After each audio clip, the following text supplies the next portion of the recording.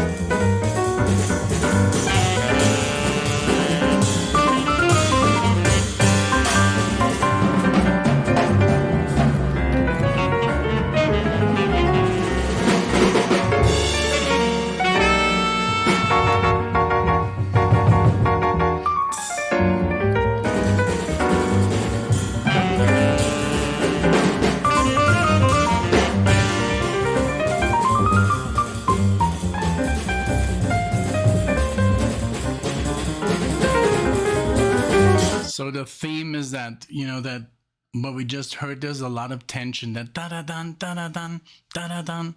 It's very like, it's, I guess, it's on purposefully to put you in a little bit uncomfortable position. And now we're going into the improvisation. But I really, for one, like this theme very much. It's just like, it almost has a little bit of a cinematic, touch there, like maybe some Hitchcock. I've been doing this for a while now, that a lot of music kind of like resembled score music. I got a little feeling, I could be wrong, but yeah, it sounded a little bit like something like Bernhard Herrmann could have composed. Really cool.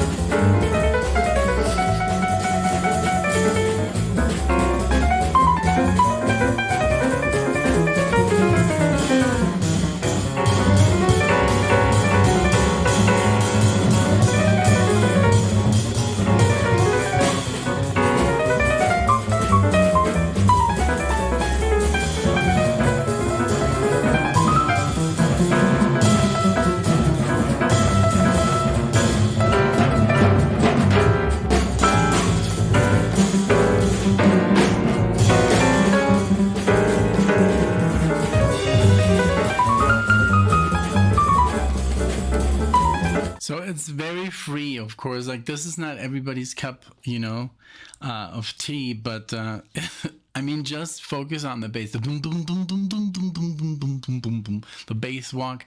Then you can kind of like, I mean, everything is going very quickly, right? But the tempo you can kind of like count with the bass, because the drum is doing so much stuff, which is kind of like, I mean, in the tempo, but the bass is basically giving the time signature here, because the drummer's surprisingly very loud, but I mean, it's the setting, it's like, it's 60s, I think this is 60s or 70s.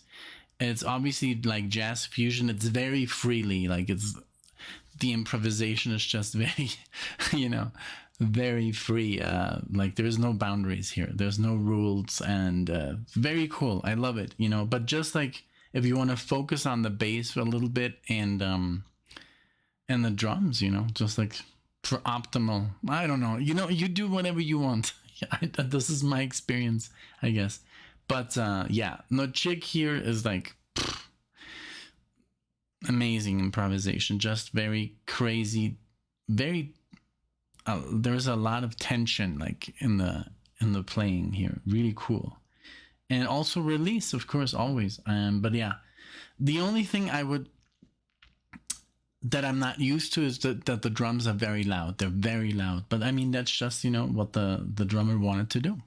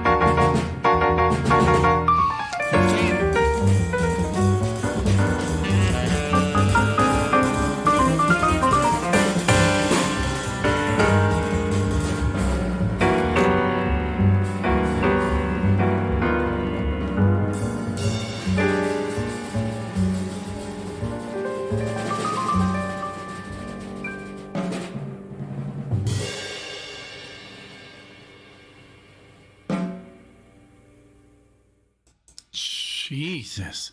Well, I mean, of course, certainly it's not for everyone, you know. This is okay. Yeah, I was like, why is this so loud? This is way better. Sorry if I was screaming in your ear. I must have, when I moved the mic away and then I tilted it, it must have moved the gain. So I do apologize for that. Yeah, okay. Because I was like, I'm so loud. Why am I so loud? So yeah, this tune was certainly not for everyone. It's requires, of course, like multiple listens, even like for any jazz aficionado, you know, like you have to kind of like separate the you know, the instruments. But I think it was very interesting. It was very wild. It was very, like I said, there was a lot of tension, and but purposefully, like they know exactly what they're doing. And even though it sometimes sounds, I think, like that they're just playing random notes, believe me, they're not, you know. And I mean, any jazz fusion person that who loves jazz fusion knows that this is all intention, you know. So this is what's so cool about it. But yes, like I said, it might turn some people off. It might be a little bit too much, too crazy. But once you get into the music, and just like once you play this kind of stuff or you read it off the paper, then it's like, wow, you know, it's a lot of fun. You know, they're just having fun, because basically these musicians get so good that they basically say, hey, let's just mess, you know, with our instruments, you know.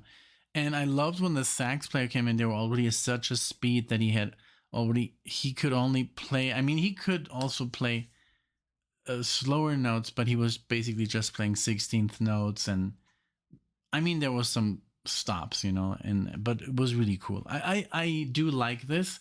I'm not very familiar with this kind of jazz from this era, but I've heard jazz like that, but that's a little bit more modern, just in, not modern as in style, but just more recent, you know, like from the 90s or 2010, or just the stuff that I listen to as well. You know, Brett Garsett and stuff like that.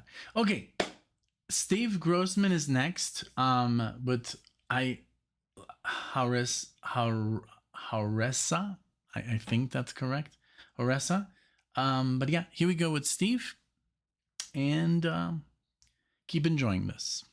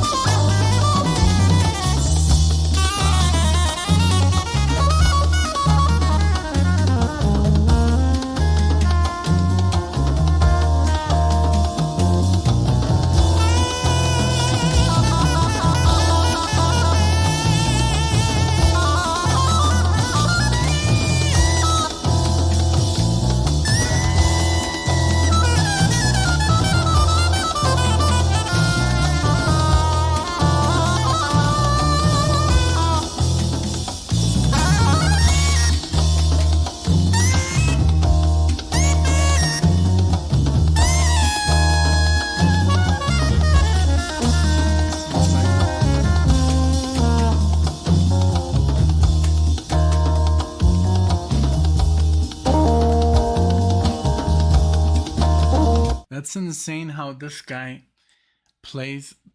I mean, the outside playing is so amazing. The scales do little like, oh my lord, I would love to see that on paper. You know, just to try it out on the guitar. Those scales are very interesting. That's like the the playing that I gravitate to when it's really, you know, complex arpeggios like outside, you know, just beautiful. And then the way he kind of like almost distorts the sax. I mean, it literally sounds like it has distortion. I know he's doing like these harmonics on the sax, but it sounds almost like there was some distortion in there in that mic, but I'm sure there wasn't. So now we're gonna have Jan take over from everybody knows Jan from Mahavishnu Orchestra and also the guy who composed the Miami Vice theme. So here we go.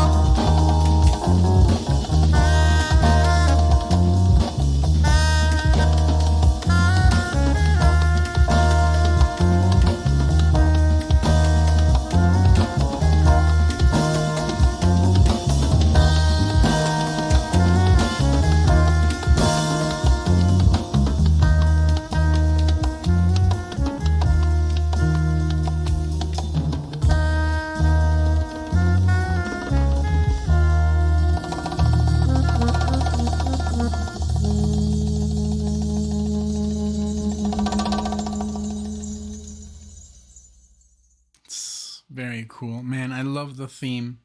Bum, bum, ba-da-da-da-da-da. Really cool, man. And just the bass, and then I love that Jan was like bow, bow. He always likes to do a little bit more like futuristic sounds, and man, this is fun. This is so good. Thank you so much. If we have enough time, I might add some craziness of my own. Yesterday, I was listening to some Holdsworth again, and I'm sure RG, if you like this stuff, you must like Holdsworth. Which is, I mean, he's not really a guitar player. Let's be honest. He's a, he plays something on the guitar, which is not guitar music. That's why I like him so much. And then to be able to kind of like take from that is, but it's like listening to a horn player. So I got something. It is on a Syntax. Maybe it's not your cup of tea or your cups of tea, but I'm just going to throw it out there to experiment with. I mean, the channel is to learn and to appreciate other stuff. And, sometimes when you're in an uncomfortable position is when you're like, wow, this is actually kind of cool. So I'll try and, put it in there. I just don't know which song, but because I'm listening to this album and even I was uncomfortable with it, with my own kind of like hero. But yeah, so let's try that at the end of the video. But now we're gonna play some Jennifer Williams, The Weapon of Truth. Here we go. Now do remember, this is from YouTube. Some of the stuff we always try to get the best quality for you guys, but if it's not available on Spotify, we'll take it from YouTube. So here we go.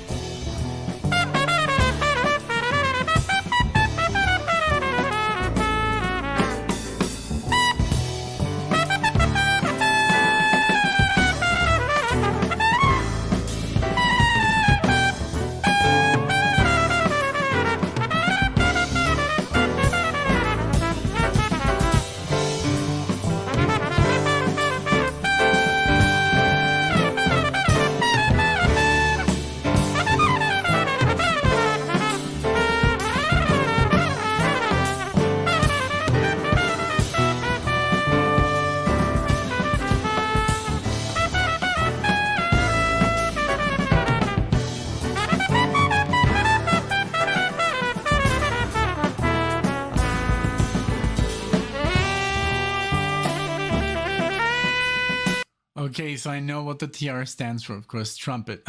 By the time I say this in the video, most of you have already put it in the comment section, which I really am thankful for. But yeah, what a great, I mean, the piano here, oh my lord, from this woman, she is just out of this world. I mean, everyone here is just on their A game. I love the doo-doo, doo-doo, boom, boom. Like, it's a lot cooler. It's not as hectic. But the improvisation is still freaking insane. You know, I love when they really play. I really love fast lines. You know, it's really challenging. It's very hard. But as much as I love the fast stuff, I also love the slow stuff. But it's just so good, man. It's just so good. But so I'm gonna go back because the sax solo is coming in, and we want to listen to the entire thing. So here we go.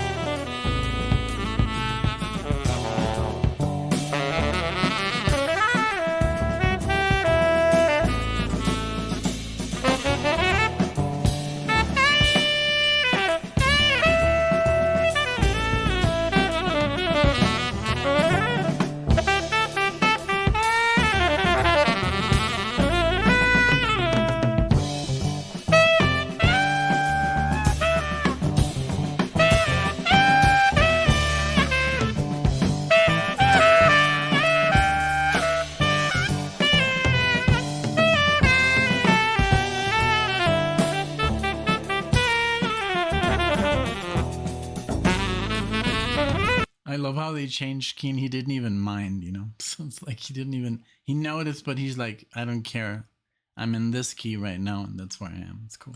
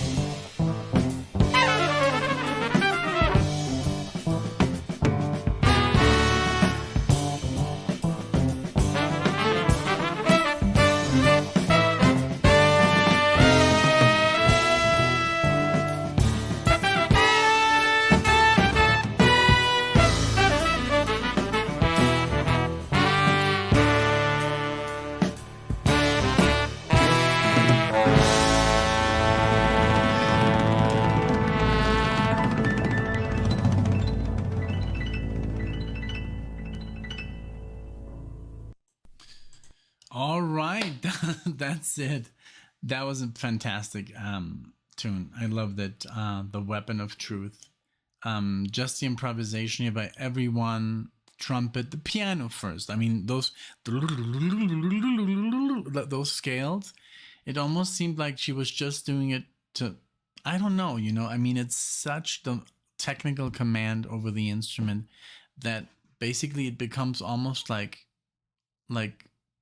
I don't know, you know, it's almost like with a certain touch of comedy attitude. Like it's like, look what I can do. You think, almost like, I don't know, but beautifully played the trumpet, the sax, the drum solo was beautiful because he was basically keeping the time for them, but also playing a solo. Just amazing. So I'll add something to the marathon from my batch of craziness, of crazy music, just to make this even more insane, this marathon. But just give me one moment, okay? All right, so I'm back and I've chosen an album. I was gonna do Flat Tire, but it's just too out there. I want to save it for maybe a reaction like, have you heard? Because it is the syntax and it's such an odd instrument. It's basically a guitar, but you can also blow into the guitar, the thing, and it has strings, but it also has keys. It's just insane. So it would have been, I don't know, it's just too long, it's just too long. So I'm going to play a shorter song here by Alan Holdsworth from an album that I've maybe only listened to maybe like 5 or 10 times. It's called None Too Soon, 1996, but there's some guys that you might, know. So Alan Holdsworth is on the guitar, syntax also, but not on this particular tune. We have Gordon Beck on the piano. I know you guys know Gordon Beck, and then Kirk Covington on the drums and Gary Willis on bass. And I've adjusted some Gary Willis for RG when I did the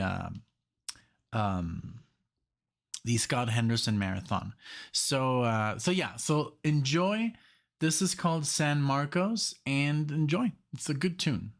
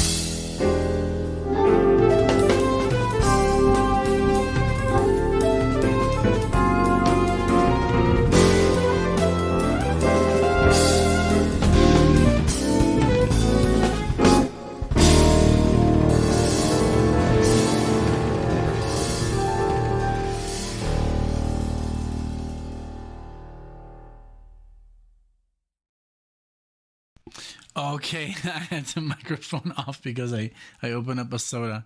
But yeah, so this is I kind of I think I have to listen to this album more. It was more traditional jazz, and I think it was more um you know, in line with this marathon. I didn't want to steer too off too much into weird stuff just for the sake of being difficult and stuff, you know. So this was, I think, a nice touch.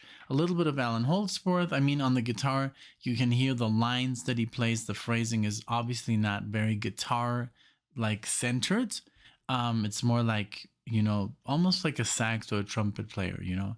And that's what I like about him. And also the tone.